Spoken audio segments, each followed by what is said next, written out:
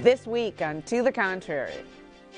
First, a retirement crisis for minority families. Then, will the female Viagra pill finally be approved? Behind the headlines, an Ethiopian film executive produced by Angelina Jolie that exposes an appalling practice and highlights the heroic women who fight it.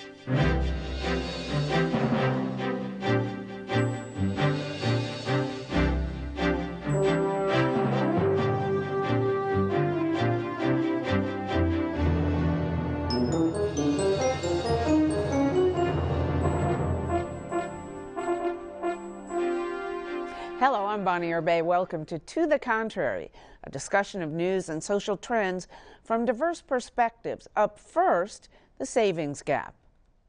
Most American families don't save enough for retirement, but the problem is much worse for minorities. Black and Hispanic families' retirement savings are just a fraction of what the average white families save, according to new research. And the gap is getting wider, quadrupling since 1989. One reason is because the racial gap in terms of income is also widening. Another reason is white people are more likely to inherit money. But researchers found that even after accounting for those differences, the savings gap persists. So, Congresswoman Norton, what policies need to be changed to address this savings gap? Bonnie, let's start with first things first. People who live from paycheck to paycheck don't save. We've got to deal with the root of the problem, the income disparities. Yeah, it's a serious problem. Almost 75% of Americans live paycheck to paycheck, but I do think that there's actually government policies that can make things better for people. Bonnie, this question really gets to the heart of racial inequality in our country.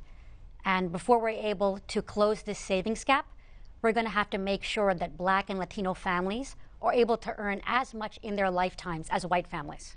I think it's very helpful when businesses automatically take that money out of their paychecks and put that into retirement savings for them, because it takes it from a decision that you have to make to something that's already being done for you, and I found that personally helpful. Interestingly enough, as an Asian American or American of Asian descent, you didn't mention Asians. Now, they were not included in that report. I noticed. But quickly, do they need as much help as other minorities do in terms of savings? I think that's a very good question. I think that, Asians have been called the model minority. So it'll be interesting to see how the numbers measure up. But within the spectrum of Asian Americans, we have those working on Wall Street in the financial sector who probably are very good with their savings. And then we have a low-income Asian Americans living in public housing all over the country. So I think you'd see a wide range. Now, I found very interesting in this report, Eleanor, the fact that African Americans, even when they have savings, are less likely to invest in the stock market. So they keep their money in CDs and savings accounts, which of course return way lower than the stock market over time. Indeed. And that comes from generations of poverty and not trusting.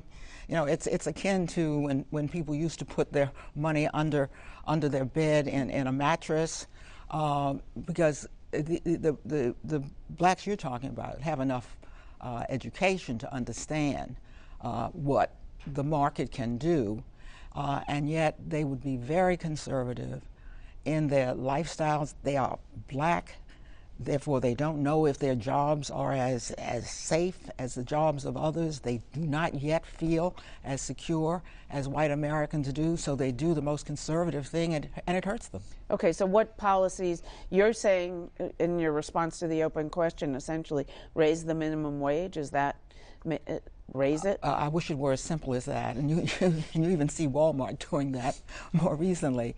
But I do think that what we've had is government policies, not only the global policies in the private sector that are pushing everybody down. Look, let's face it, nobody's saving. White folks aren't saving. Nobody can afford to save today. They're just getting out of the worst recession since the last depression. And remember what happened after the last depression. Your parents or grandparents will tell you this was a very conservative generation. They went to World War II, they came back, and they became the greatest generation. Let's hope that we get that kind of boost in our sense of hope across the board, because but we've what lost kind it. of government policies do you want to see changed? Well, I always think education, education, education. Well, I agree, for example, that there are, and most of these this is America after all, are up to the individual to decide, but even those policies where the employer puts in something as well, you will see minorities and others decide not to put their part in. In the Congress, we have the thrift savings. I wouldn't think of not putting in the thrift savings when the government is going to give me 5% just for doing that. Here's the thing, that I do think that there's more that government can do, and I'm usually not the one to say that. Yeah, exactly. But here's the twist. You know, when I go and buy a pair of shoes or I buy a handbag, I spend the money and then it's mine, and I'm not taxed on it every single time I use that item. But if I invest in the stock market or make another investment and I gain interest and I gain some kind of return on that, government wants part of that. They want to tax it. So there's this disincentive built in to savings. And so that's why I think we want to expand, not retract things like 529 plans for educational savings or 401k plans. These are ways that people do, you know, maybe not as often as they always should, but many Americans are taking advantage of them, and we want to make sure that they're protected. Well, as far as what you were talking about before about what more the individual can do, you know, you said that you would never think of not putting that money in there.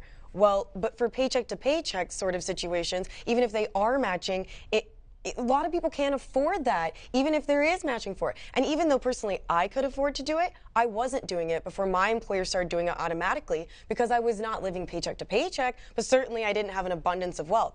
Then at my current job, they started doing it automatically and told me that I could choose to not have it. But once they were already doing it, and then I saw how much was coming out, and it really wasn't that much, but how much it was projected to be in the future, then I kind of just left the whole thing alone because it would have been more of a hassle to get out of the program. Yeah, they opt out. The opt out. Yeah, it's an opt-out situation versus an opt-in situation. And I have to say that I do think that type of situation would be very helpful to people because they're probably not going to go through the hassle of opting out. Well, I do think, you know, going back to your point about minimum wage, I do think that raising the minimum wage is an important part of solving this problem. And polls show that actually majority of Americans agree with that proposition. Because we need to make sure that, you know, low-income families are able to stay above the fray and that they don't dip into their savings. I would also like to see the school-to-prison pipeline blocked up because we have millions of African Americans right now in prisons convicted for nonviolent drug offenses. And those conviction records make it very hard to get jobs and therefore to make an income and be on equal footing. Yeah, no, I agree that there's a lot of things that we can do sort of externally, but I think one of the core things is what that about it's been proposed a savings account for children the parents contribute to that start from birth. I think things like that are a great idea. I know that we opened just sort of basic savings accounts when our children were born, just to sort of put money into the bank, start that way of thinking. That's a terrific thing, but that's not going to help the people we're talking about. No, but eventually they're the last people that are going to start saving for their children. If the point is to get people who are not used to saving, even when they have too little money, that's why your notion of taking it, but I would add to that, employers have to sit down, have to have their counselors sit down with people to explain what the income advantage is over time, and I think people would understand. But if you just put this in people's faces, all they see is they're going to lose some money out of their paycheck. That's what businesses are often doing too.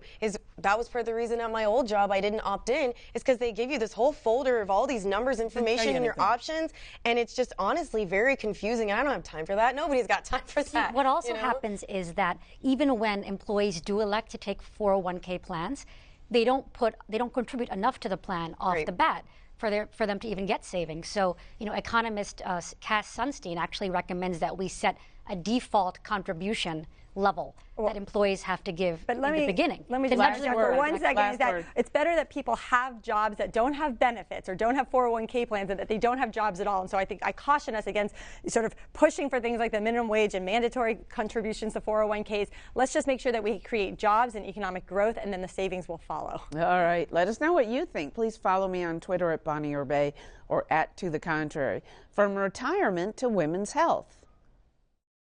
Women may soon have their own version of Viagra. Sprout Pharmaceuticals has resubmitted its application for the pink pill flibanserin for the third time. The FDA has twice rejected the pill, but Sprout believes its latest application answers the agency's earlier questions about risks. The most serious are sleepiness, nausea, and dizziness. Breakthroughs take time. Right? Scientifically, it takes time. I think we've really gotten there in terms of our understanding of what's going on in the prefrontal cortex for women with this condition.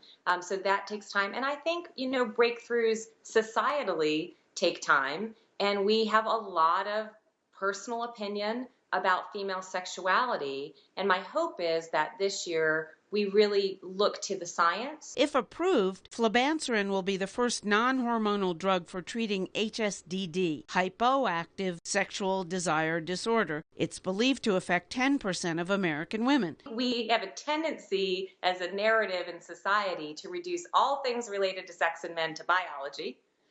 So we undersell psychology for them, and all things related to sex and women to psychology. And we undersell biology for them. There are some 26 FDA-approved treatments for male sexual dysfunction, but none for women. Some women's groups say it's due to sexism at the Food and Drug Administration. They've come together with a campaign calling for gender equity in treating sexual health. Detractors of the drug say these efforts over-medicalize the disorder. So sexist or not sexist? I mean, you can't kind of look at the fact that there are 26 drugs for men's sexuality and 0 for women approved by the FDA and say that there isn't some kind of gender issue going on here. Well, I guess I am going to be the person who says that sexism is not driving this. Here's some other things that women care about at the FDA: heart disease, cancer, Alzheimer's. If anybody has tried to get a hold of different drugs for a number of different diseases out there that affect many, many, many women, you'll find it's very difficult. I have a parent who has a bad disease, and I tried to get a nutritional supplement that is widely available in Europe. I could not get a hold of that here because of the FDA. So while I think we need to regulate things, we want to make sure things are safe, there are sort of stringent restrictions that sometimes need to be relaxed. Looks like, let's face it, this is probably an untapped market.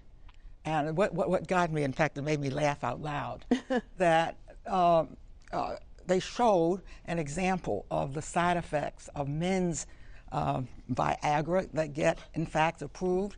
And approved is one that says may cause stroke or sudden death. Right. So, even if it's going to kill you, men want their sex. Now, so, look, let's face it. Nobody has cared about women's sexuality throughout human time. It's time. Somebody did, and I think there's a huge market out there. And I wonder also, Eleanor, I mean, we are talking about older women here. You don't find too many 20-year-old men on Viagra. You're talking 40 plus. I haven't heard of it, let's put it that way. Whereas most of them are 40 plus, and as an issue for older women, it's even more likely to encounter sexism. Well, I think now in the 21st century, we need to make sure that women have equal access to health care. And that is one of the main questions we have to look at when we examine this. Like, there are questions of science here, and then there are fundamental questions of gender discrimination. And on the gender discrimination side, in the 21st century, women are personally autonomous people with a right to privacy. And we see Ruth Bader Ginsburg, who we lovingly call the notorious RBG now, we see her all the time driving this point home in all of her decisions and dissents. Well, I don't want to lump this in as the wordsmith here with healthcare. I think that's a completely different issue. But what I will say with regards to this is... But wait a minute.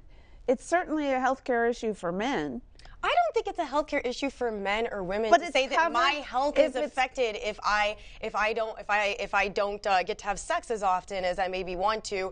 I don't think that's the same as saying. I don't think that's the same at all. It's having no desire to have sex at a time when there's drugs for men who maybe nature would have slowed them down as well, but it's affecting marriages. I mean, there was talk in in the write-ups about this that one couple who was otherwise completely happy were discussing divorce because he still wanted to have sex and she had no desire for it. I'm just saying, I guess I just see them as completely different issues between taking care of your health, like cancer, or we're talking about heart disease or something else. That's all I'm saying. But that being said, as far as the drug goes, I think part of the reason that it's been more difficult to come up with drugs for women is because women are different than men. And this is actually a good thing, a compliment to women. We're more complicated. Well, and our systems are more complicated. And so the drugs, they were talking about this in the research, it's not just one area of the body or one thing you have to target for the libido issue. There's multiple areas, so they have to find a drug that targets all of those areas, and they've had difficulty doing that.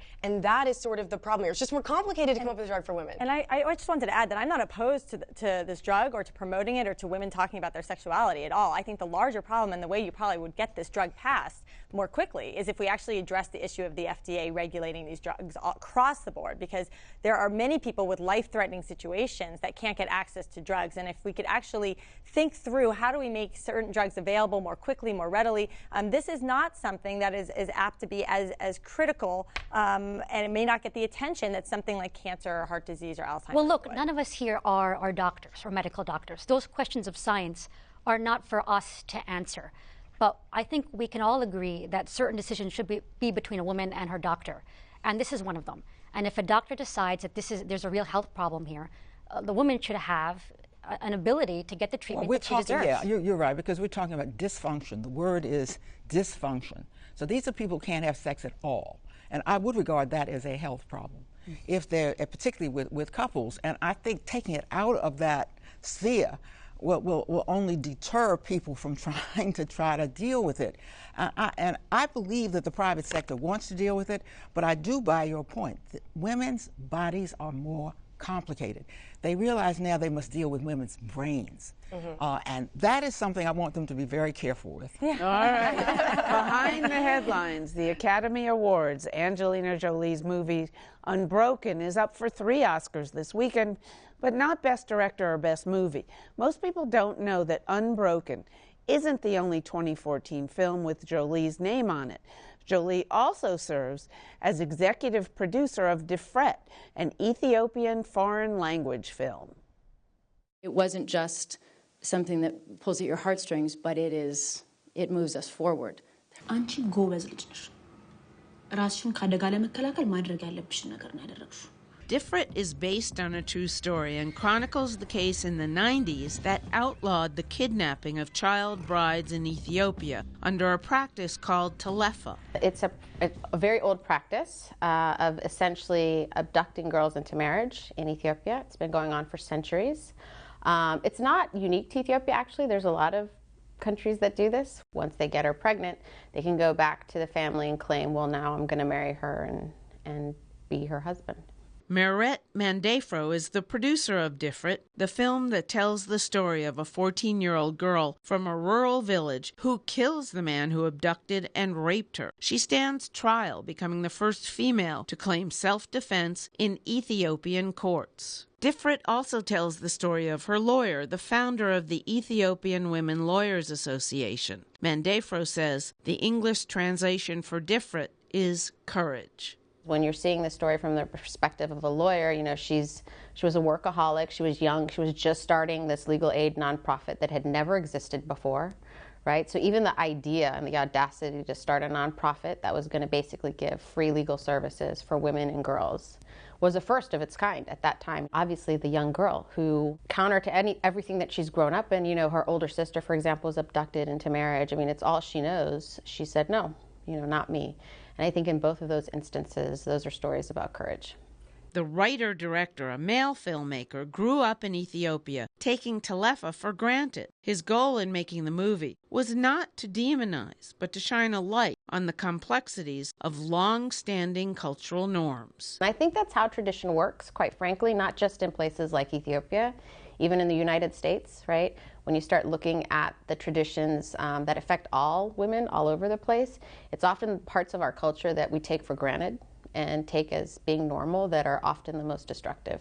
Difret was Ethiopia's submission to the Academy Awards for Best Foreign Language Film. While it didn't make the shortlist in Hollywood, it has won audience awards at Sundance and the Berlin Film Festivals last year. Angelina Jolie, who has an Ethiopian daughter, serves as the movie's executive producer. She took on that role after viewing a DVD she received in the mail. 10 days later, she called Z. Like, we were on the porch, and she called him and was like, hi, I loved the film. What do you guys need? And at that point, we had already finished. So it wasn't an issue of money, but we were like, well, your name would be great. She's actually been an incredible supporter. She's brought the film to some of her humanitarian venues. For example, she showed it at an invite-only screening in London when she held that global summit to end sexual violence. That she had co-chaired in her, UN capacities. There are so many situations happening in the world, and we can be made aware of them through film, but then we also don't know quite what to do about them. And what I think this film shows is not only something that is very, of course, it's very emotionally. So you can see what happened to this young girl and what this was and why this law needed to be changed, but you also learn, so it's very proactive. It talks about constitutional law, tribal law, understanding how to make change, using art to make change, and that this is, and this sisterhood between these two women and how they came together, and how important it is to have a woman who has such a strong education and what she's able to do inside her own country. Were you surprised about learning about this practice, or did you know about it before? And what do you think this film will do in terms of the horrific idea of abducting and raping a young teenage girl and then forcing her into marriage with the rapist? Well, what I take from this more than anything is that we need to support courageous women in developing nations who are fighting these kinds of women's rights abuses. Because it's these women who are changing their cultures from within. Their fight is our fight. When we have people like the courageous women in this film, and 37,000 child marriages actually occur in the world every day, according to the UN. And it's not just this, but it's also like Malala in Pakistan, who stood up against the Taliban and said, I'm going to go to school no matter what, and nobody can stop me from doing that. It's the woman in India who decided, if my husband's family is going to ask for a dowry, well, then I'm walking away from this. These are the women who are courageously standing up and making a difference. Well, beyond the women, I do want to say this. This is a movie that changed law in Ethiopia, so it could have been all the brave women in the world. But here you see Ethiopia is submitting it for an award, and instead of hiding behind it and alibying it, you have seen a movie bring change, and I hope that makes more women stand up for change. When she tried to get, the country did, this was the one movie from Ethiopia that was submitted for an Academy Award, but it didn't make the final cut. Should it have? Just based on getting this message out there about the need to stop this horrendous practice? Right, I guess it's what do we determine makes a movie sort of award deserving? Is it because it raised a certain amount of money, or is it because it actually implemented real change that affects people's lives? That's something that we should talk about. There may be different kinds of awards that we have for this kind of situation. I thought this looked so moving. I can't wait to watch it, and I think it's once again so important that we show these kind of movies here in America when we have so many concerns about sexism here in a way that I don't think women can really relate to what the true atrocities against women and girls around the globe. But some of the awards that they put it up for were solely based on just the quality of the movie, not the message, just the quality. And my understanding I actually read through a lot of these reviews in preparation for this, was that the movie itself wasn't particularly well done. A lot of points of action, there would be one thing happening, and then all of a sudden they're in like a different room and everyone's safe and they ran away, and it's like, wait, you cut out the part where they ran away, how'd they escape? You know what I mean? There were things like that made it not a good movie from that standpoint, even if the message was really strong. So, Jenifer, should there be an award for strong message movies, given how few women and few women's films win Academy Awards? Well, I think that would be fabulous. I mean, when we have high-profile people like Angelina Jolie take up this issue, it does so much. Just last week, we had Jimmy Carter say that he's going to make women's issues the cause of his life. We had Nicholas Kristof, who put sex trafficking at the front page of his columns. every week. No, I'm not for This makes a messaging. I'm difference. not for messaging movies. I'm for artistic. And I think, if you integrate the Academy so that it is not a predominantly white male institution, women will begin to shine. I don't think we have to change the rules. That's not what we're asking for. But who goes to the movies these days, fellas? It's often women, and yet they're not fairly represented. Well, yeah, and I think it would be a shame to think that all women only want to watch things like 50 Shades of Grey when there's actually some really great moving, movies out there, and there's some smaller ones. You're really against that movie. I am. And 50 Shades of Grey, by the way, older women would have to take flubancerin to get interested. Here we come full circle. Yeah. That's it for this edition. Please follow me on Twitter and visit our website, pbs.org/tothecontrary. And whether you agree or think to the contrary, see you next week. She's been running a whole campaign this week against IWF, against why we shouldn't see 50 Shades of Grey. I didn't know this was, I thought that was the draw.